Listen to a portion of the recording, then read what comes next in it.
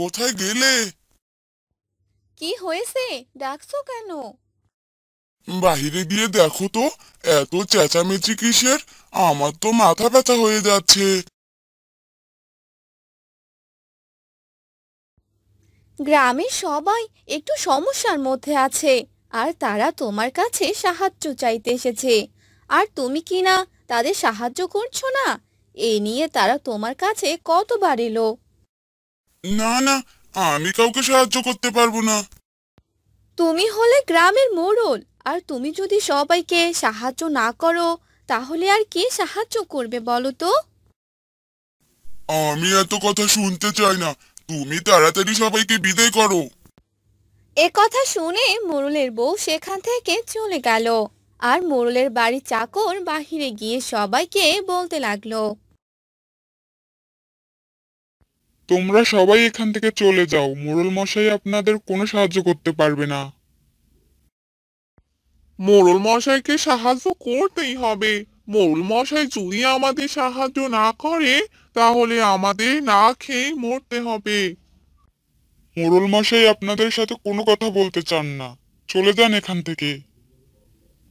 এ কথা শুনে সবাই সেখান থেকে চলে গেল। অন্যদিকে মোড়ল একা একা বলতে লাগলো। আমার টাকা পয়সা বেশি হয়নি যে গ্রামের সবাইকে দান করে দেব। আমার টাকা দিয়ে আমি সুখে দিন কাটাবো। এভাবেই তাদের দিন কাটতে লাগলো। খরার কারণে মাঠ ঘাট শুকিয়ে গেল, জমির ফসল নষ্ট হতে লাগলো। হে ভগবান, তুমি আমাদের রক্ষা করো। তুমি ছাড়া যে আমাদের আর কেউ নেই। গ্রামের মোড়ল যে আমাদের কোনোভাবেই সাহায্য করছে না। তুমি তার বিচার করো ভগবান। এ কথা বলে সেই লোকটি ভগবানের কাছে প্রার্থনা করতে লাগলো। আর একদিন রাতে অনেক জোরে জোরে বৃষ্টি পড়তে লাগলো। ভগবান বুঝি আমার কথা শুনেছেন। ভগবান সবার মঙ্গল করুক। আজ জমিতে গিয়ে দেখে আসি জমিটার কি অবস্থা। সেই লোকটি তার জমিতে গেল আর দেখাশোনা করতে লাগলো। অন্যদিকে মোড়লের বাড়িতে এক সাধু বাবা এলো। বাড়িতে কেউ আছে? মারে, আমায় একটু জল দে তো। আরে সাধু বাবা, আপনি আসুন, ভেতরে আসুন।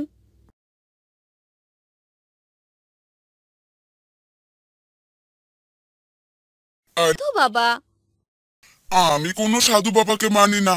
আপনি এখান থেকে চলে যান। আপনি জল খেয়ে যান সাধু বাবা। না, এই জল আমার পেটে সইবে না। তোর স্বামী এই কাজটি ঠিক করলো না। একজন সাধু বাবার সাথে খুবই অন্যায় কাজ করেছে। এর শাস্তি তোকে পেতেই হবে। আমি তোকে অভিশাপ দিলাম, তুই একদিন আমার কাছে আসবি, আর তোকে একদিনের চাকর হতে হবে। না না সাধু বাবা, আপনি এ কাজ করবেন না। তোর স্বামীকে আমার কাছে আসতেই হবে, আর একদিনের জন্য আমার চাকর হয়ে থাকতে হবে। এ কথা বলে সাধু বাবা সেখান থেকে চলে গেল। আর মোড়ল বলতে লাগলো। তুমি চিন্তা করো না গিন্নি, আমায় এ কাজ কখনোই করতে হবে না। আর আমি আমি এই সাধু বাবার চাকর কখনোই হব না। এভাবে চলে গেল বেশ কিছুদিন। আর একদিন মোড়লের বউ ভীষণ অসুস্থ হয়ে পড়ল।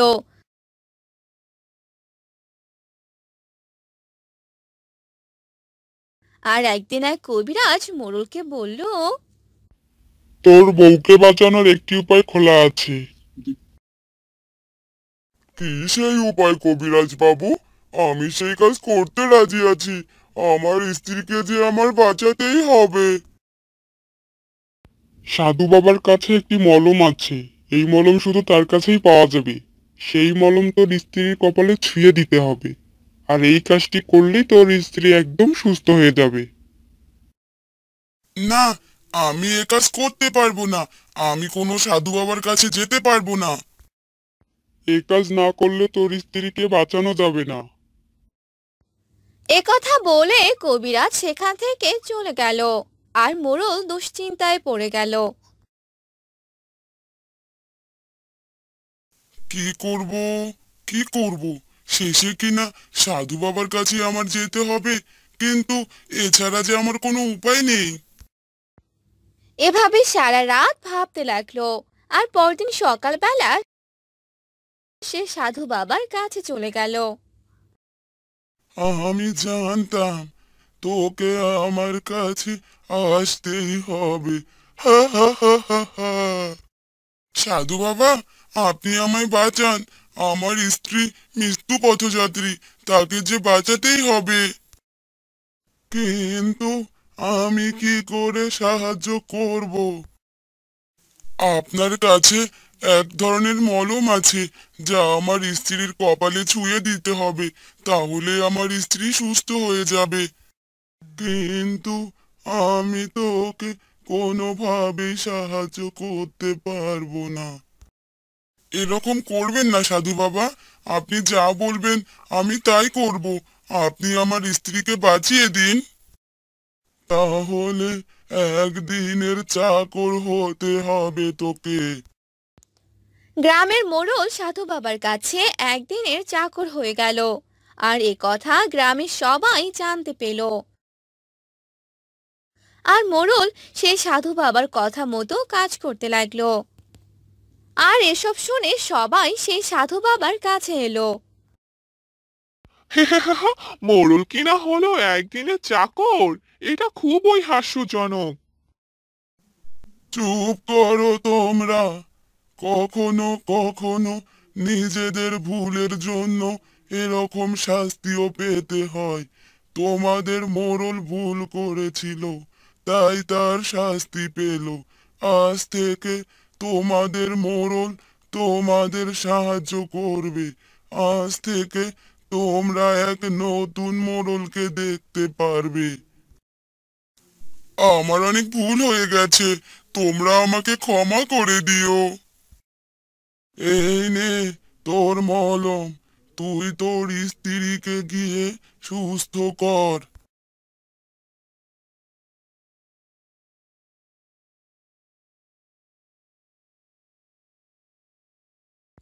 এরপর মোড়ল সেই মলম নিয়ে বাড়িতে এলো। আর স্ত্রীর কপালে ছুঁয়ে দিল। আর মোড়লের স্ত্রী একদম সুস্থ হয়ে গেল। হ্যাঁ গো, দেখো, আমি একদম সুস্থ হয়ে গেছি। হ্যাঁ গিন্নি, তুমি আমায় ক্ষমা করে দাও।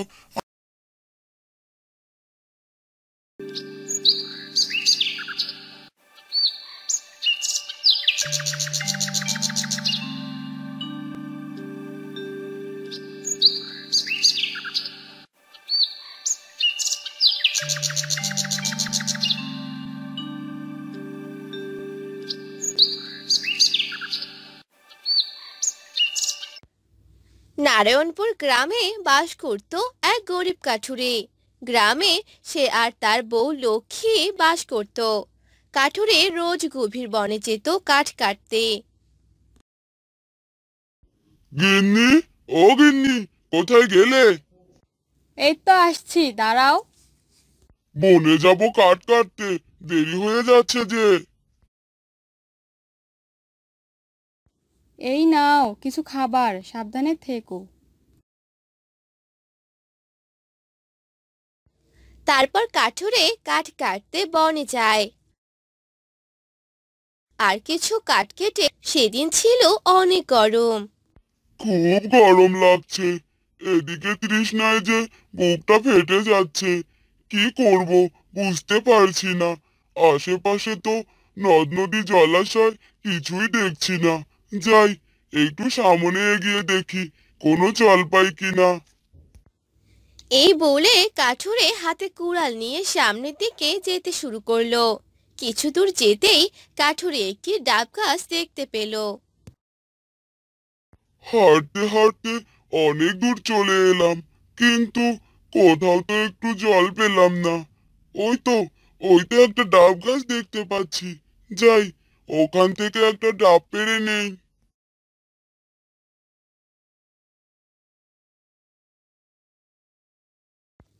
এই বজ্জাত পাজি কাঠুরে, তুই এটা কি করছিস? আমি কি তোকে আমার ডাব পাড়তে বলেছি? আমার অনুমতি না নিয়ে কেন তুই আমার ডাব পাড়তে চাইছিস? এই ডাব গাছ দেখি কথাও বলতে পারে। কি বলছো কি ডাব গাছ? এই গাছগুলো তো সৃষ্টিকর্তাই আমাদের জন্য সৃষ্টি করেছে। আমরা একজন আরেকজনের বিপদে সাহায্য করব, একজন আরেকজনের গাছের ফল খাবো। এটাই তো স্বাভাবিক। তোর সাথে আমি কোনো তর্কে যেতে চাই না। আমি যখন বলেছি যা, তাহলে তুই এখান থেকে চলে যাবি। বুঝেছিস? আমি কি তোকে আমার ডাব পাড়তে বলেছি? ডাব গাছের এমন অহংকারী কথা শুনে পাশে থাকা খেজুর গাছ বলে ওঠে। ডাব গাছ, তুমি ওনাকে এভাবে কেন বলছো? উনি তো অনেক তৃষ্ণার্ত। সারাদিন ধরে এই কড়া রোদের মধ্যে বনে কাঠ কেটেছে। বেচারা পিপাসায় ক্লান্ত হয়ে গেছে, তাই তোমার কাছে এসেছে একটা ডাবের জন্য। আর তুমি এমন আচরণ করলে? এমন আচরণ করো না। আর কথা না বেরিয়ে ওকে একটা ডাব দিয়ে দাও। এই, তুই যা। তোকে কে বলেছে ওর হয়ে ওকালতি করতে? তুই কি পারবি ওর তৃষ্ণা মেটাতে? তুই তো পারিস থোকায় থোকায় ধরে থাকতে। তোর ফল তো কোনো কাজই আসে না। কি একটা বাজে ফলের জন্ম দিয়েছিস তুই। আর আমাকে দেখ, আমার ডাব খেতে কত মানুষ আসে। তাই বলে কি আমি যাকে তাকে আমার ডাব দিয়ে দেব? আমার ডাব আমি এই কাঠুরে ভিখারিতে দেব না। এই সামান্য কথা নিয়ে তুমি আমাকে এত অপমান করলে ডাব গাছ? তোমার এত অহংকার! ডাব যখন কাউকে দেবেই না, তাহলে ধরে রেখেছো কেন? কার জন্যে বলো তো? এসব তো মানুষের জন্যই। তোমার ডাব খেয়ে সবাই কত প্রশংসা করবে। তাই আবারও বলছি, দিয়ে দাও। ওই কাঠুরেকে একটা ডাব দিয়ে দাও। এই, তুই চুপ থাক। তোকে কতবার বলেছি ওর হয়ে ওকালতি করবি না। আমি ওকে ডাব দেব না। তুই এই নিয়ে আমার সাথে কোনো কথা বলতে আসবি না। ঠিক আছে, ঠিক আছে, আমাকে নিয়ে আর নিজেদের মধ্যে ঝগড়া করো না। আমি চাই না তোমরা প্রতিবেশী হয়ে ঝগড়া করো। ডাব গাছ, তোমার ডাব আমার লাগবে না।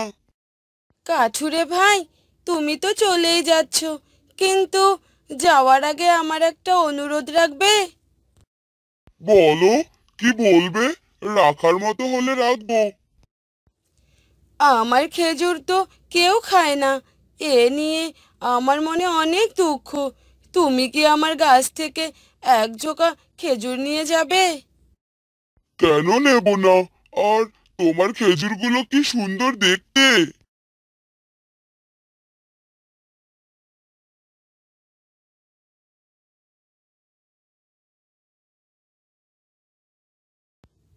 এ কথা বলে খেজুর গাছ থেকে এক ঝোপা খেজুর নিয়ে বাড়িতে চলে যায় আর তার গিন্নিকে ডাকতে থাকে। গিন্নি, ও গিন্নি! কি গো, তোমার হাতের খেজুরগুলো তো অনেক সুন্দর, খেতেও নিশ্চয়ই অনেক সুস্বাদু হবে। আগে আমাকে এক গ্লাস পানি এনে দাও তো। তৃষ্ণায় যে আমার বুকের ছাতি ফেটে যাবে এবার। আচ্ছা দাঁড়াও, আনছি। এই নাও জল।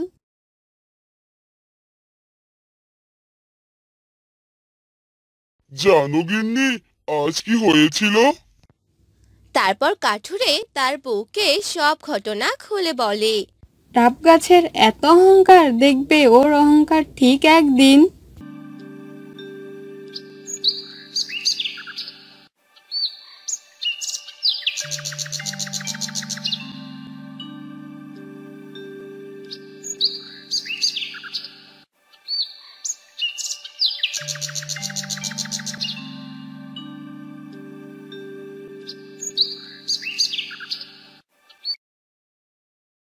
কাঠুরে আবার কাঠ কাটা শেষ করে সে রাস্তা ধরে বাড়ি ফিরছিল। আর ফেরার পথে দেখলো কি ব্যাপার, সেদিন তো ডাব গাছে কতগুলো ডাব দেখলাম, আজ দেখছি গাছে একটা ডাবও নেই। হ্যাঁ, অহংকারের পতন তো হবেই। তুমি যেদিন চলে গিয়েছিলে সেদিন বাগানের মালিক এসে সব ডাব জোর করে পেরে নিয়ে যায়। কাঠুরে ভাই, আমাকে ক্ষমা করে দিও। আমি আমার ভুলটা বুঝতে পেরেছি। আমি আর কখনো কারো সাথে অহংকার করব না। তুমি যে তোমার ভুল বুঝতে পেরেছো, এটাই অনেক। মনে রেখো, অহংকার পতনের মূল। আমি চাইবো তুমি তোমার গাছের ফল দিয়ে অসহায় তৃষ্ণার্ত প্রতীকদের আমি চাইবো তুমি তোমার গাছের ফল দিয়ে অসহায় তৃষ্ণার্ত পথিকদের সাহায্য।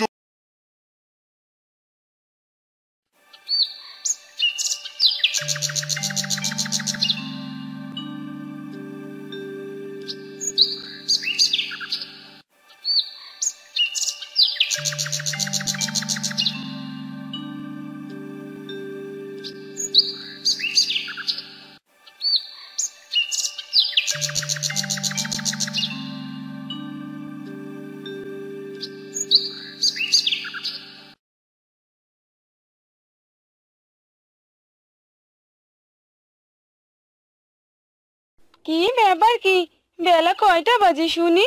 এখনো পড়ে পড়ে ঘুমাচ্ছ যে? আহা গিন্নি, একটু ঘুমোতে দাও না, তোমার জন্য ঘুমিয়েও শান্তি নেই। হারাধন দাদা, ও হারাধন দাদা, বাড়িতে আছো?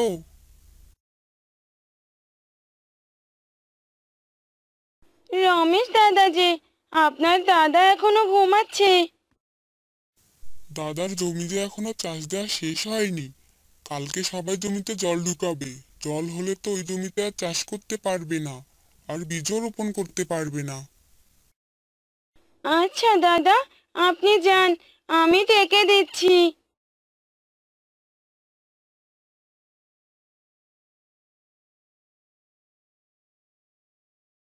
কি হলো কি? তাড়াতাড়ি ওঠো, রমেশ দাদা এসেছিল। রমেশ? রমেশ কেন এসেছিল? সবাই জমিতে জল ঢোকাবে কালকে। তোমার জমি তো এখনো চাষই হয়নি। সবাই কি তোমার জন্য বসে থাকবে নাকি? অলস লোক একটা। শোনো গিন্নি, একদম খোঁচা দিয়ে কথা বলবে না। যত সব, সরো তো, সরো। হারাধন একটি কোদাল নিয়ে মাঠে যায় আর তার জমি চাষ করতে থাকে। তখনই সেখানে গ্রামের মোড়ল চলে আসে। কিরে হারাধন, কি করছিস কি? কি আর করব, মাঠে হাডুডু খেলছি আর কি। এমনি কাজে আমি সর্ষে ফুল দেখছি, আর উনি এলেন। তুই যে কি কাজ করিস সেটা তো গ্রামের সবাই জানে। এই যে সারাদিন ধরে এই একটা জমি চাষ করছিস। আমাকে নিয়ে এত চিন্তা সবার, আমার কাজগুলো সবাই মিলে করে দিলেই হয়। আমি এত কথা শুনতে চাই না। এবার আমার সব টাকা পরিশোধ না করলে আমি আমার পেয়াদা দিয়ে তোর সব জমি দখল করে নেব। সে না হয় সময় হলেই দেখা যাবে।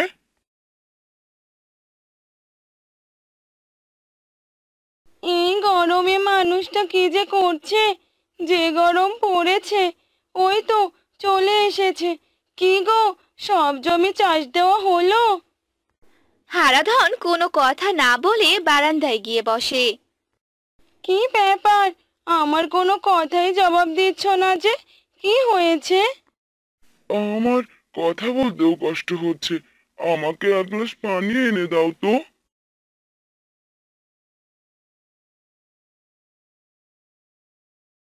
এ হলো অলস মানুষের কাজ। একদিন একটু কাজ করে ওনার নাকি জীবন শেষ। শোনো গিন্নি, একদম খোঁচা মেরে কথা বলবে না। মাঠে গিয়ে এই রোদে 1 ঘন্টা কাজ করে দেখো। আমি মনে হচ্ছে বাড়িতে বসে বসে খাই। কে বলেছে তোমাকে কাজে যেতে? যেও না কাজে। একদিন মানুষের বাড়িতে কাজে না গেলে হাঁড়িতে চাল ওঠে না, আর আবার ফুটানি দেখো।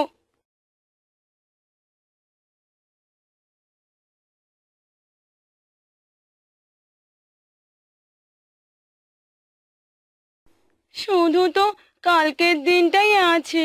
এই একদিনে এতগুলো জমি কিভাবে চাষ করবে শুনি? প্রত্যেকবার তোমার জন্য গ্রামের অন্য কৃষকরা বিপদে পড়ে। সেই তো অলসী বলছো আমায়। আমি কি কম চেষ্টা করি নাকি? তুমি কোনো চেষ্টাই করো না। আসলে তোমার কোনো ইচ্ছে শক্তিই নেই। যদি থাকতো তাহলে প্রতিবার গ্রামের মানুষদের অমন কথা শুনতে হতো না। কি বললে? আমি ইচ্ছে করেই করি না? আমার ইচ্ছে শক্তি নেই? থাকো তুমি তোমার বাড়িতে, আমি আর কখনো ফিরবো না। হারাধন রাগ করে বাড়ি থেকে বের হয়ে যায়। এই দাঁড়াও দাঁড়াও, এই রাতের বেলা কোথায় যাচ্ছ তুমি? শোনো। হারাধন তার বউয়ের কোনো কথাই শোনে না, আর সে হাঁটতে হাঁটতে একটি জঙ্গলের মাঝে চলে যায়। সবাই আমাকে অলস বলে, আমি নাকি ইচ্ছে করে এসব করি। থাক, সবাই ভালো থাক, আমি আর ওই গ্রামে কখনো যাব না। কে ওখানে এত রাতে এই জঙ্গলে? মানুষ, গিয়ে দেখি তো ব্যাপারটা। কে তুমি এই মাঝরাতে এখানে বসে একা একা কি বলছো? কে কে কে কে তুমি? আমি হলাম প্রকৃতি কন্যা, এই বনেই আমি থাকি। কি হয়েছে তোমার? হারাধন তখন সব কথা পরীকে বলে। ও আচ্ছা, এই ব্যাপার। তুমি কোনো চিন্তা করো না। এই নাও জাদুর কোদাল। এই কোদাল দিয়ে তুমি খুব দ্রুত কাজ করতে পারবে। এবার ফিরে যাও। তোমাকে অনেক ধন্যবাদ পরি, তুমি আমার অনেক উপকার করলে। এই উপকার আমি কখনো ভুলবো না। এরপর হারাধন বাড়িতে ফিরে যায়, আর বাড়ি ফিরতে ফিরতে তার সকাল হয়ে যায়। সে বাড়িতে না প্রবেশ করে সোজা মাঠে চলে যায়, আর মাঠের সব জমি চাষ করে ফেলে। কি ব্যাপার হারাধন দাদা, এ কিভাবে সম্ভব? তুমি একদিনে এত জমি কিভাবে চাষ করলে? কাজ করলেও তোদের সমস্যা, না করলেও তোদের সমস্যা। আরে না না, এবার ভালোই হলো, দেখবে তোমার জমিতে অনেক ভালো ফসল হয়েছে।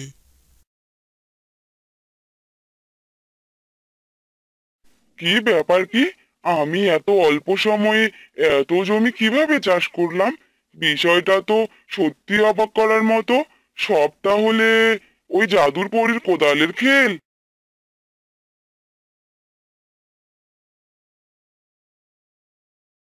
কিরে, শুনলাম তুই নাকি একদিনেই সব জমি চাষ করে ফেলেছিস। এই জন্য দেখতে এলাম। দেখতেই তো পাচ্ছেন, এবার আর আপনার টাকা ফেরত দিতে কোনো সমস্যা হবে না। ছোটবেলায় বাবা নাম রেখেছিল হারাধন, তাই নাকি আমার কাছে ধন ধরা দেবে না। এবার আমি দেখিয়ে দেব এই হারাধনের কাছে গুপ্তধন কিভাবে ধরা দেয়।